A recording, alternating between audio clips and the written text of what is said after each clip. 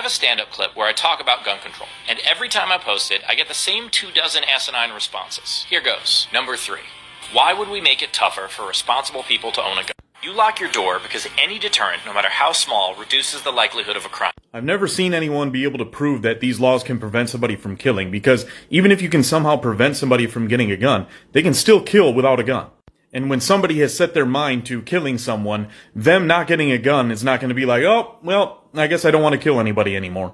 Number 8. Registration won't actually do anything. Registration makes sure that the buyer and the seller are both responsible for following the law. No, you want to hold the seller responsible for the actions of the buyer, which is absurd. If you sell somebody a car and they run over 15 people, you are not responsible for that, nor should you be. Number 10. Criminals won't follow the law, so what's the point? What a wonderful argument against laws. What is the point of a law? A law is to act as a deterrent. No, the point should be to hold somebody responsible for aggressing against another. It's not a good idea for government to start trying to dictate behavior. No one thinks that gun control will end 100% of gun violence. The point is to end some of it. I'll assume that you're trying to end violence, because if you're just trying to shift the weapon that somebody uses, then you're not really trying to solve anything. And again, you need to prove that these laws can actually prevent somebody from committing violence. It is difficult for the average person to buy illegal things without getting caught.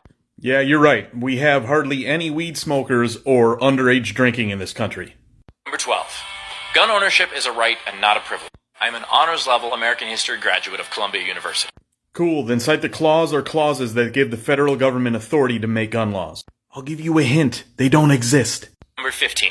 Chicago has some of the strictest gun control, but some of the most violence in America. 95% of the guns used in crime in Chicago come from outside of the city. You know how close lax gun law Indiana is to Chicago? This argument is tried all the time, but according to your reasoning, that only means that Chicago has a higher homicide rate than it should have, but it still should have a lower rate than the place that has no gun laws. If it's higher, that goes against your claim that these laws work. The states with the least amount of gun deaths per capita. Let me stop you right there. Cherry-picking gun deaths is insufficient. If you're trying to end violence, the weapon that they use is not relevant.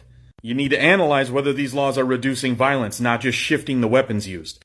Number 18. If the government does come for our guns, we can fight them off. Just look at Vietnam. Do you think that the gap between what the military has and what civilians have is the same as it was in 1975? That doesn't matter, because if such a fight were to happen, it would be a ground battle. Because you're not going to blow up the place that you're going to live. And if you take the amount of gun owners in the U.S., which this poll has 30% of adults, which is probably low because people won't report, but we'll just use this. And 30% of 258 million adults is 77,400,000 adults with guns. Then you have just under 700,000 cops and about 2.1 million soldiers. So best case for government is cops and soldiers are outnumbered 27 to 1. And not all of them will side with the government.